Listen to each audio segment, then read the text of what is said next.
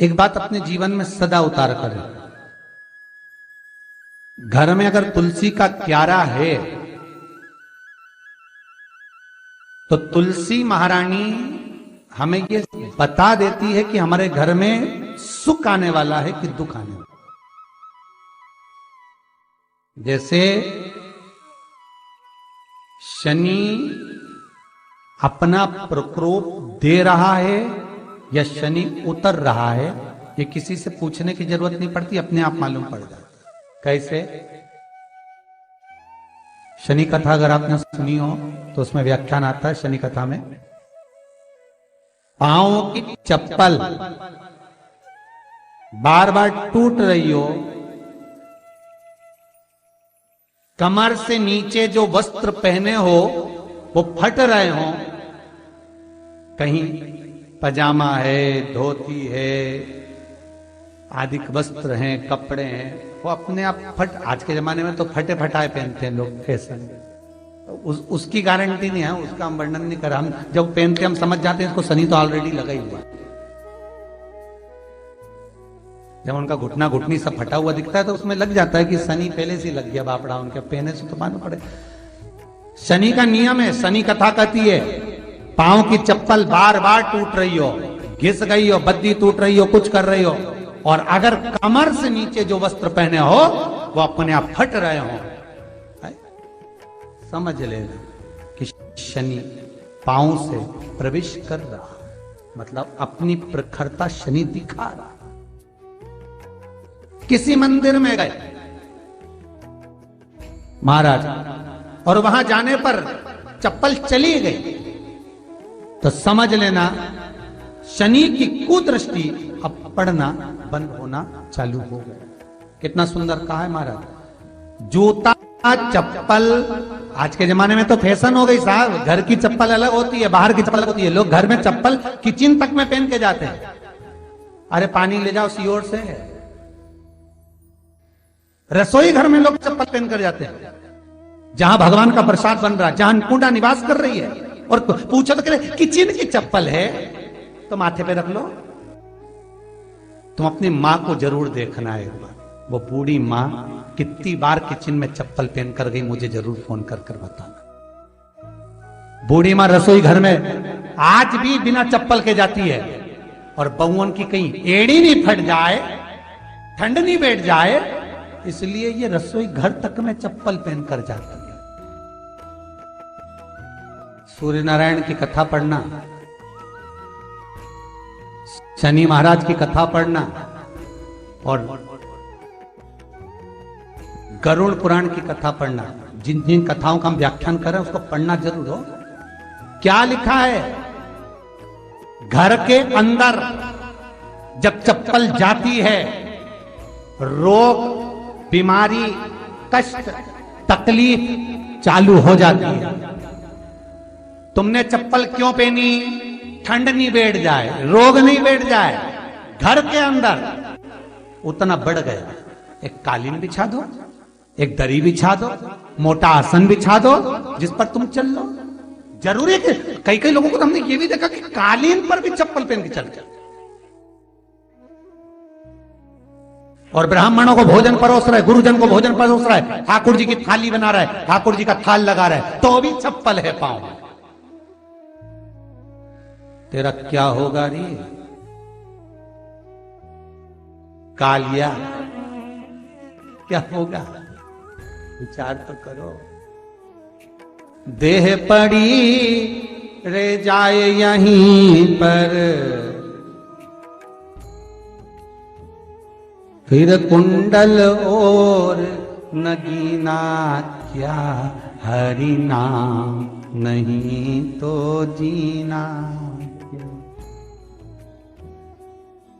अभी भी सुधर जाओ रे, अभी भी सुधर जाओ, नहीं सुधरो तो सिधर जाओ रे। या तो सुधरो नहीं तो सिद्धरो, थोड़ा सुधरो। रसोई घर में अन्नपूर्णा रहती है। रसोई घर में शिव महापुराण की कथा कहती है जब भगवान शंकर को मां जगत जननी भोजन करा रही थी, शंकर जी ने वर मांगा था अन्नपूर्णा को। ए अन्नपूर्णे, तुम मेरे घर के बच्चों का भरण पोषण कर रही है। इस मृत्यु लोक में जितने मनुष्य जन्म लेते हैं ये मेरे पुत्र कहलाते हैं।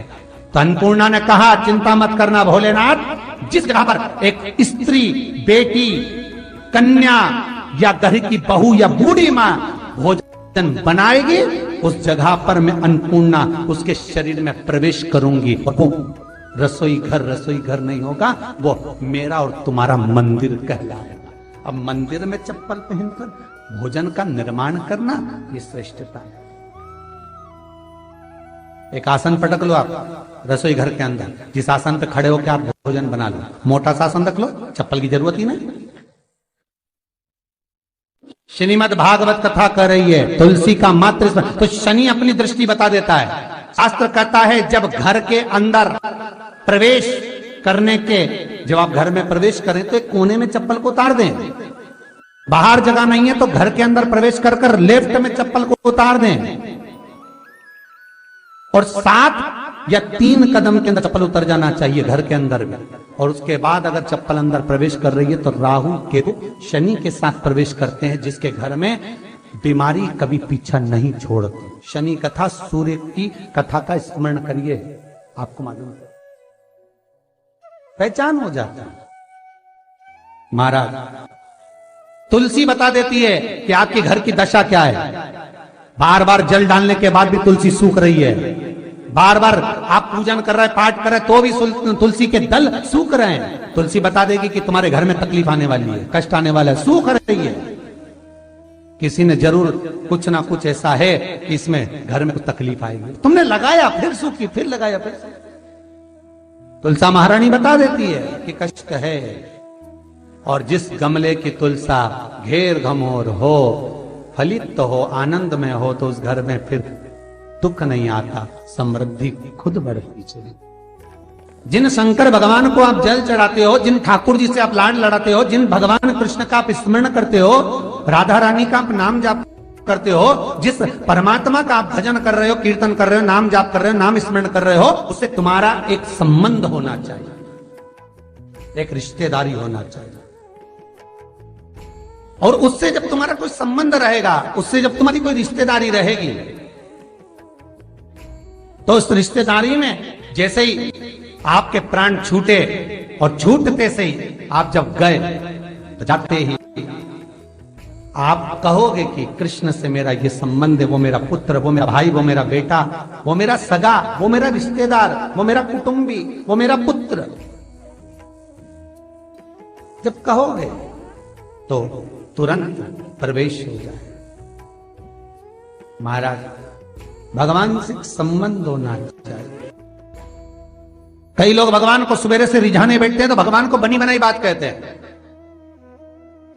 ये पाठ कर लो, ये पाठ कर लो, ये पाठ कर लो, ये स्तुति कर लो, सारा बना बनाया। तुमने अपने दिल से कौन सी स्तुति गाई? तुमने अपने दिल से कौन सा भगवान को निवेदन करा, कौन सा नमन करा?